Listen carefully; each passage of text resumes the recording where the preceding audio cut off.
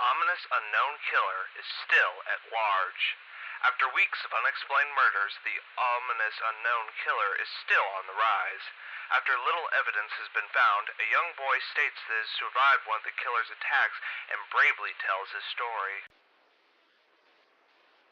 I had a bad dream and I woke up in the middle of the night. I saw that for some reason the window was open, even though I remember it being closed before I went to bed. I got up and shut it once more afterwards. I simply crawled under the covers, tried to get back to sleep. That's why I had a strange feeling, like someone was watching me. I looked up and nearly jumped out of my bed. There in the little ray of light, illuminated from between my curtains, were a pair of two eyes. These weren't regular eyes. They were dark, ominous eyes. They were bordered in black, and just plain out terrified me. That's why I saw his mouth. A long, horrendous smile that made every hair on my body stand up. The figure stood there, watching me. Finally, after what seemed like forever, he said it. A simple phrase, but said in a way only a madman could speak. He said, "Go to sleep." I let out a scream. That's what sent him after me. He pulled up a knife, aimed it at my heart. He jumped on top of my bed. I fought him back. I kicked, I punched, I rolled around, trying to knock him off of me. That's when my dad bursted in. The man threw the knife. I went into my dad's shoulder. The man probably would have finished him off if one of the neighbors hadn't alerted the police. They drove into the parking lot and ran towards the door. The man turned and ran down the hallway. I heard a smash like glass breaking. As I came out of my room, I saw the window pointing towards the back of my house was broken. I looked out to see him vanish into the distance. I can tell you one thing. I will never forget that face. Those cold, evil eyes. And a psychotic smile. They will never leave my head. Police are still on the look for this man. If you've seen anyone who fits the description in this story, please contact your local police department. His family had just moved into the new neighborhood. His dad had gotten a promotion at work, and they thought it would be best to live in those fancy neighborhoods. Jeff and his brother Lou couldn't complain, though. A new, better house, what's not to love? As they were getting unpacked, one of their neighbors came by. "Hello," she said. "I'm Barbara, and I live across the street from you. Well, I just wanted to introduce myself and to introduce my son." She turned around to call her son over. "Billy, these are our new neighbors." Billy said hi and ran back to play in his yard. "Well," said Jeff's mom, "I'm Margaret, and this is my husband Peter, and my two sons, Jeff and Lou." They each introduced themselves, and Barbara invited them over to her son's birthday. Jeff and his brother were about to object when his mother said that they would love to. When Jeff and his family were done packing, Jeff went up to his mom. "Mom, why did you have to invite us to some kid's party? If you haven't noticed, I'm not some dumb kid." "Jeff," she said, "we just moved here. We should show that we want to spend some time with our neighbors. Now we're going to that party, and that's final." Jeff started to talk, but stopped himself, knowing that he couldn't do anything. Whenever his mom said something, it was final. He walked up to his room and plopped down on his bed and sat looking at the ceiling when suddenly he got a weird feeling. Not so much a pain, but a weird feeling. He dismissed it as just being some random feeling. He heard his mother call down to get his stuff, and he walked down to get it. The next day, Jeff walked down the stairs to get breakfast to get ready for school. As he sat there, eating his breakfast, he once again got that feeling. This time, it was stronger. It gave him a slight tugging pain, but he once again dismissed it. And as Lou had finished breakfast, they walked down to the bus stop and sat there waiting for their bus. And then all of a sudden, some kid at a skateboard jumped over them 1 inch above their laps. They both jumped back in surprise. Hey, what the hell? The kid landed and turned back to them. He kicked his skateboard up and caught it up in his hands. The kid this seemed to be about 12, 1 year younger than Jeff. He wears Aeropostale shirt and ripped blue jeans. Well, well, well. It looks like we got some new meat. Suddenly the two other kids appeared. One was super skinny, the other was huge. Well, since you're new here, I'd like to introduce ourselves. Over there is Keith. Jeff and Lou looked at the skinny kid. He had a dopey face, one that you'd expect a sidekick to have. And that's Troy. They looked over at the fat kid. Talk about a tub of lard. The kid looked like he hadn't exercised since he was crawling. And I, said the first kid, am Randy.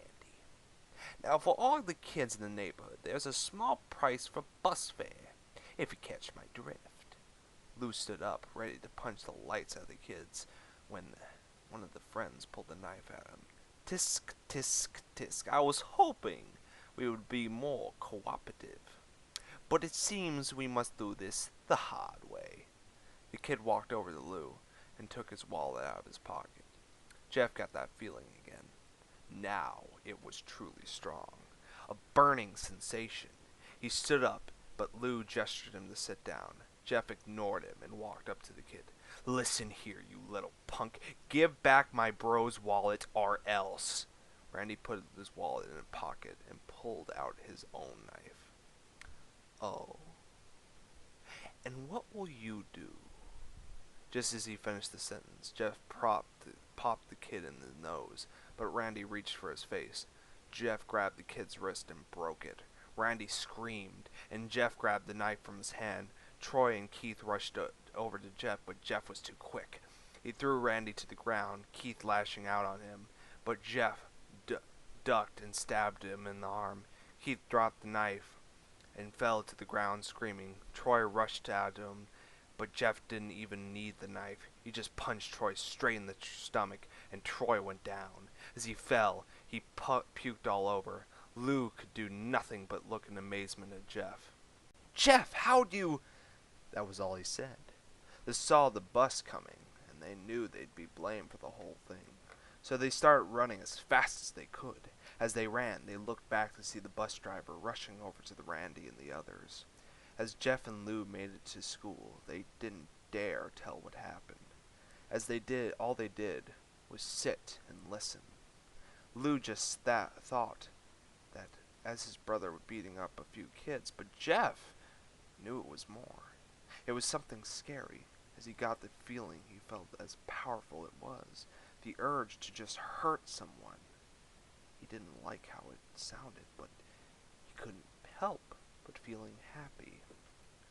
He felt the strange feeling go away, and stay away for the entire day at school, even as he walked home to the whole thing near the bus stop, and how now he probably wouldn't be taking the bus anymore. He felt happy. When he got home, his parents asked him, how was his day? And he said, in a somewhat ominous voice, it was a wonderful day. Next morning, he heard the knock from the front door. He walked down to find 2 police officers at the door. His mother looked back with an angry look. Jeff, these officers tell me that you attacked 3 kids. This wasn't regular fighting. They were stabbed. Stabbed, son! Jeff's gaze fell to the floor, showing that his mother that it was true. Mom, they were the ones who pulled the knives on me and Lou. Son, said one of the cops, we found 3 kids, 2 stabbed, 1 having a bruise on his stomach, and we have witnesses proving that you fled the scene. Now what does that tell us? Jeff knew it was no use. He could say him and Lou had been attacked, but there was no proof. It was not them who attacked first. They couldn't say that they weren't fleeing because, truth be told, they were. So Jeff couldn't defend himself or Lou. Son, call down your brother. Jeff couldn't do it, since it was him who beat up all those kids. Sir, it was me. I was the one who beat up those kids. Lou tried to hold me back, but he couldn't stop me. The cops looked at his partner and they both nodded. Well, kid, looks like a year in juvie. Wait, says Lou. They all looked to see them holding a knife. The officers pulled out their guns and locked them on Lou. It was me. I beat up those little punks. I have the marks to prove it. He lifted up sleeves to reveal cuts and bruises, if it was as if he was in a struggle. Son, put the knife down, said the officer. Lou held up the knife and dropped it to the ground. He put up his hands and walked over to the cops. No, Lou, it was me. I did it. Jeff had tears running down his face. Poor bro. Trying to take the blame for what I did. Well, take me away.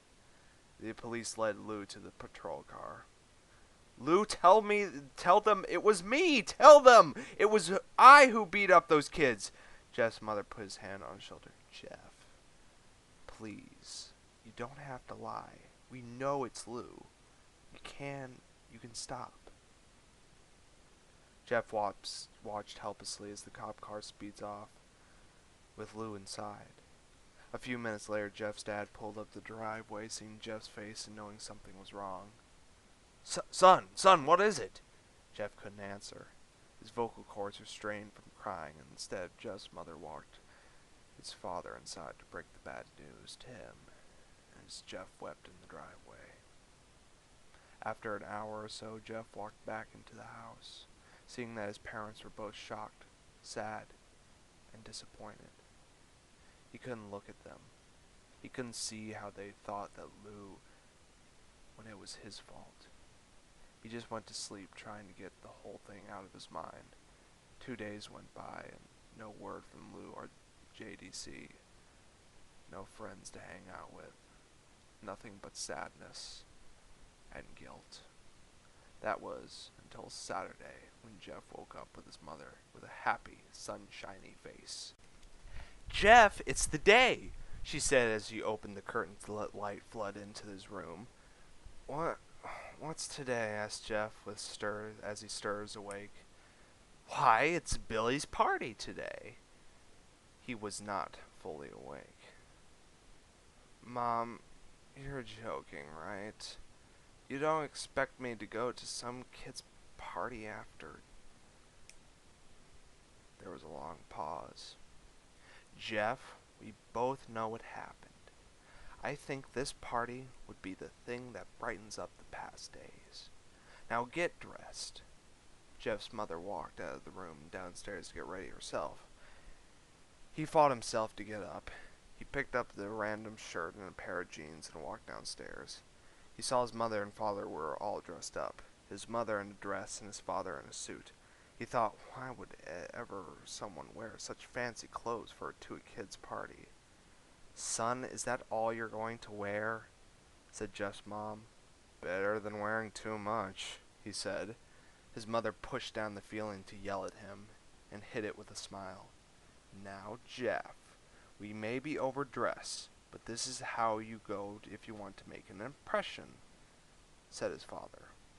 Jeff grunted and went back to his room. I don't have anything fancy, he yelled downstairs. Just pick out something, called his mother. He looked around in his closet when he would call fancy. He found a pair of black dress pants, and he had for special occasions an undershirt couldn't find a shirt to go with it. Though he looked around, he found only striped and patterned shirts, none of which could go with the dress pants. Finally, he found a white hoodie and put it on. You're wearing that? They both said. His mother looked at his watch. Oh no, time to change. Let's just go, she said as he headed Jeff and his father out the door. They crossed the street over to Barbara and Billy's house. They knocked on the door, and as it appeared that Barbara, just like his parents, were way overdressed. As they walked inside, all Jeff could see was adults, no kids. "The kids are out in the yard, Jeff. How about you go meet some of them?" said Barbara. Jeff walked outside the yard full of kids. They were running outside in weird cowboy costumes and shooting each other with plastic guns. He might as well be standing in Toys R Us. Suddenly, a kid came up to him and handed him a toy gun and a hat. "Hey, wanna play?" He said. No, kid. I'm too old for this stuff." The kid looked at him with the weird puppy dog eyes. "Please?" said the kid. "Fine," said Jeff, as he put on and started to pretend to shoot the kids. At first, he thought it was totally ridiculous, but he started to actually have fun. It might have not been super cool, but it was the first time he had done something that took his mind off of Lou. So he played with the kids for a while until he heard a noise. A weird rolling noise that, when it hit him, Randy, Troy, and Keith all jumped from the fence and their skateboards. Jeff dropped the fake gun and ripped off the hat. Randy looked at Jeff in burning hatred. "Hello, Jeff, is it?" he said. "We have some unfinished business." Jeff saw his bruised nose. "I think we're even. I beat the crap out of you, and you got my brother sent to JDC. Randy got angry look in his eye. "Oh, no. I don't go for even. I go for winning. And I may have kicked our asses that one day, but not today," he said as Randy rushed out to Jeff. They both fell to the ground. Randy punched Jeff in the nose, and Jeff grabbed him in his ears and head, beating him. Jeff pushed Randy off him, and both rose to their feet. Kids were screaming, and parents were running out of the house. Troy and Keith both pulled guns out of their pockets. "No one interrupts, our guts will fly," they said. Randy pulled out a knife, and Jeff stabbed him and just stabbed it into his shoulder. Jeff screamed and fell to his knees. Randy started kicking him in the face. After 3 kicks, Jeff grabbed his foot and twisted, causing Randy to fall to the ground. Jeff stood up and walked towards the back door. Troy grabbed him. "Need some help?" He picks Jeff up to his back and collar and throws him through the patio door. As Jeff tries to stand up and is kicked down to the ground, Randy repeatedly starts kicking Jeff until he starts to cough up blood. "Come on, Jeff, fight me!" He picks up Jeff and throws him to the kitchen. Randy sees the bottle of vodka on the counter and smashes the glass over Jeff's head. "Fight!" He throws Jeff back into the living room. "Come on, Jeff, look at me!" Jeff glances up, his face riddled with blood. "I was the one who got your brother sent to JDC, and now you're just gonna sit here and let me rot in the whole year? You should be ashamed." Jeff starts to get up. "Oh, finally, you stand up and fight." Jeff is now on his feet, blood and vodka on his face. Once again he gets the strange feeling, the one in which he had felt in a while. "Finally, he's up," says Randy as he runs to Jeff. Then it happens. Something inside Jeff snaps. His psyche is destroyed. All rational thinking is gone, and all he can do is kill. He grabs Randy and pulls him down to the ground. He gets on top of him and punches him straight in his heart, and punches cause Randy's heart to stop. As Randy gasps for breath, Jeff hammers down on him, punch after punch. Blood gushes from Randy's body until he takes out his one final breath and dies. Everyone looks at Jeff now. His parents, the crying kids, even Troy and Keith. Although they easily break from their gaze and point the guns at Jeff, Jeff sees the guns trained at him and runs into the stairs. As he runs, Troy and Keith let out the fire at him, each shot missing. Jeff runs up the stairs. He hears Troy and Keith follow up behind as they let out their final rounds of bullets. Jeff ducks to the bathroom. He grabs a towel rack and rips it off the wall. Troy and Keith race in, knives ready. Troy swings the knife at him until he backs down and bangs the towel rack in Troy's face. Troy gets down hard, and now that all is left is Keith. He is more agile than Troy, though, and ducks as Jeff swings the towel rack. He drops the knife and grabs Jeff by the neck. He pushes him to the wall. A thing of bleach falls down on top of him from the top shelf. It burnt both of them, and they both start to scream. Jeff wiped his eyes as best as he could, and he pulled back the towel rack and swung it straight into Keith's head. As he lay there, bleeding to death, he let out an ominous smile. "What's so funny?"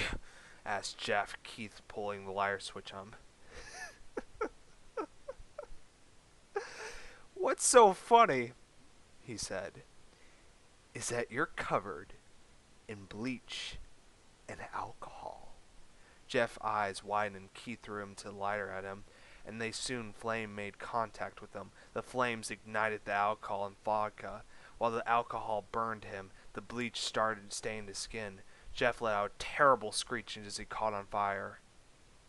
He tried to roll out of the fire, but it was no use. The alcohol had made him into a walking inferno. He ran down the hall and fell down the stairs. Everybody started screaming as they saw Jeff, now a man on fire, drop to the ground nearly dead. The last thing Jeff saw was his mother on the other parents trying to extinguish the flame. That's when he had passed out. When Jeff woke up, he had a cast wrapped around his face.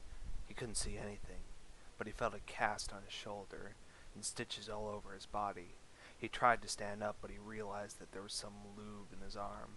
And as he tried to get up, he fell out, and the nurse rushed in. "I don't think you're ready to get out of bed just yet," she said as he put him back in his bed to reinsert the tube.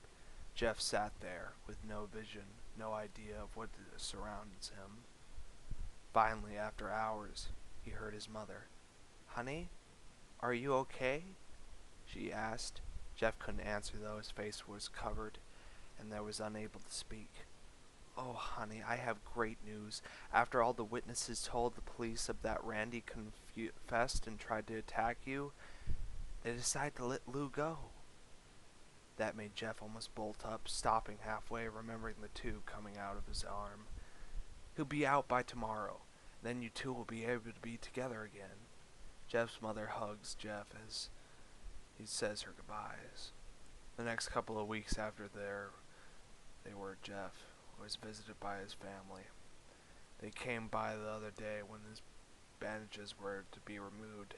His family were all there to see it. When they would look, what would he look like? As the doctors unwrapped the bandages from Jeff's face, everyone was at the edge of their seats. They waited until the last bandage holding the cover over his face was almost removed. "Let's hope for the best," said the doctor. He quickly pulls the cloth, letting the rest fall to Jeff's face. Jeff's mother screams at the sight of his face. Lou and Jeff's dad stare at awe-struck of his face. What happened to my face?" Jeff said. His vocal cords had radically changed. He rushed out of his bed and ran to the bathroom. He looked into the mirror and saw the cause of the distress. His face. It was horrible. His lips were burnt deep shade of red. His face had turned into a pure white color. His hair singing the brown to black. He slowly put his hands to his face, and had sort of a leathery feel to it now. It looked back to his family, then back to the mirror. "Jeff?" said Lou. It's not that bad." "Not bad?" said Jeff. "It's perfect!" His family were equally surprised. Jeff started laughing uncontrollably. His parents noticed that his left eye was twitching. "Jeff, are you okay?" "Okay? I've never felt more happy." "Look at me! The face goes perfect with me!" He couldn't stop laughing. He stared at his face, feeling it, looking at it in the mirror. What caused this? Well, you may recall that Jeff was fighting Randy. Somewhere in his mind, his sanity snapped. Now he was left as a crazy killing machine that his parents didn't know. "Doctor," said Jeff's mom, "is my son alright, in the head?" "Oh yes, this behavior is very typical for patients who have been taking large amounts of painkillers. If the behavior doesn't change in a few weeks, bring him back here. We'll give him a psychological test." "Oh, thank you, doctor. Jeff's mother went over to Jeff. Jeff, sweetie, it's time to go. Jeff looked over his mirror and his face still formed into a crazy smile. Okay, Mommy. His mother took him by the shoulder and took over his clothes. This is what came in, said the lady at the desk, Jeff's mom looking up to see the black dress pants and white hoodie from her son wore. Now they were clean in blood and stitched together. Jeff's mother led him to his room and made him put on his clothes. Then they left, not knowing that this was their final day. Later that night, Jeff's mother woke up to the sound coming from the bathroom. It sounded as if someone was crying. She slowly walked over to see what it was. When she looked into the bathroom, she saw a horrendous sight. Jeff had taken a knife and carved a smile into his cheeks. Jeff, what are you doing? Asked his mother. Jeff looked over at his mother. I couldn't keep smiling, Mommy. It hurt after a while. Now I can smile forever. Jeff's mother noticed his eyes ring black. Jeff, your eyes! His eyes were seemingly never closed. I couldn't see my face. I got tired, my eyes started to close. I burned out the eyelids so I could forever see myself. My new face. Jeff's mother slowly started to walk back, seeing that her son had clearly gone insane. What's wrong, Mommy? Aren't I beautiful? Yes, son, she said. Yes, you are. Let me go get Daddy so you can see, so he can see your new face. She ran to the room and shook Jeff's dad out of his sleep. Honey, get the gun. She stopped as she saw Jeff in the doorway holding a knife. Mommy, you lied. That's the last thing they ever heard from Jeff as they rushed in at her with a knife, getting both of them. Up, startled by some noise. He didn't hear anything else, so he just shut his eyes and tried to go back to sleep. As he was on the border of slumber, he had the strangest feeling of someone watching him. He looked up before Jeff's hand covered his mouth. As he slowly raised his knife, ready to plunge it into Lou. Lou thrashed here and there, trying to escape from Jeff's grip, as Jeff said in almost a demonic voice, "Shh. Just go to sleep."